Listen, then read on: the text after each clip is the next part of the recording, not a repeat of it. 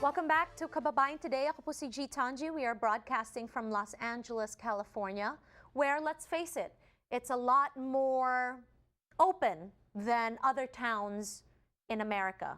But please, let's make sure that you understand that just because we're talking about this, that, you know, it might be shocking to a lot of you in our community, but it's time that we talk about it, because talking about it just fosters a space where we're safe to say what's on our mind and to share who we are with the rest of the world. So we are here with our panel that is discussing the tragic events that happened in June 12. Now, my question for you is, what is your personal responsibility to the people that you engage with on a day-to-day basis? What is your responsibility to them as being part of this community? Yeah. Dr. Ocampo. So the way I look at my responsibility as a professor, as a member of the Filipino-American community, it's important for me to be very public about my identity and not just verbalize it, right? Verbalizing it's a powerful thing, but I think what heterosexual people don't realize is all the little things in life that you take for granted, like being able to hold someone's hand, being able to show affection, being able to share that you have a crush on someone. We're not afforded the same privileges. And so I know that in me doing those acts, it has impact for young Filipinos and other people that think I'm not allowed to be myself. Okay. And so I try to do it so that they can see, hey, here's someone who reached adulthood and it's okay to be like that. Okay. James, what is your responsibility in this world in terms of sharing this rhetoric of acceptance and love?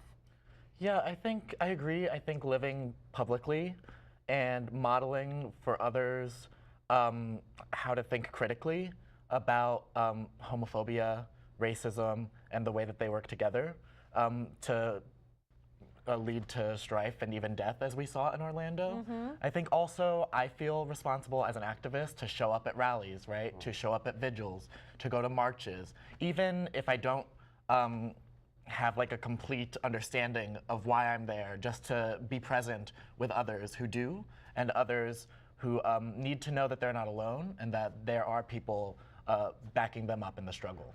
Okay.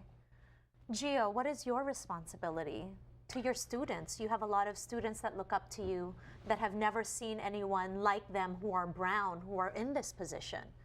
Well, yeah, I think it's really important now that I'm older, you know, to make everything a teachable moment for people who are not gay, you know. So, for instance, I was at a dinner the other night and a person made a comment of me being effeminate and called it a weakness.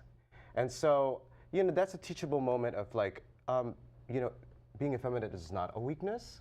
You know, it's actually a sense of my gender fluidity, you know. So not attacking per se, but just saying, oh, okay, just so you know, that could be offensive to other people. I'm not really offended, but someone who might be just coming out might be really hurt by that. Yeah, you know. But you know, in our community, we say things like, oh, ang taba mo, oh, you're so fat. like it's hi, nice to meet you, you know? So how do you teach other Filipinos that are loose-lipped like this that you gotta watch what you say? Yeah, well, just to give a perspective on what happened in Orlando, right? So it's becoming more evident that this guy was a closeted gay, right? He wasn't really open about his sexuality, and more evidence is stating that he did have relations. He was on dating apps. He went to the club. So, for instance, let's just say if a Filipino kid is starting to come out and he is shamed for doing so and suppressed, which is obvious that the father did, right? Then he has to hide himself. Right? And this is what could possibly happen. This is what happened. And what happened throughout this whole process is he created a self-inflicted wound for himself. And not others. Only did he kill himself, he then took out a lot of our brothers and sisters in the queer community. Yeah. So that's what happens when you are not open to your children or your cousins or your nephews or family members who are gay. You know, you shut them out.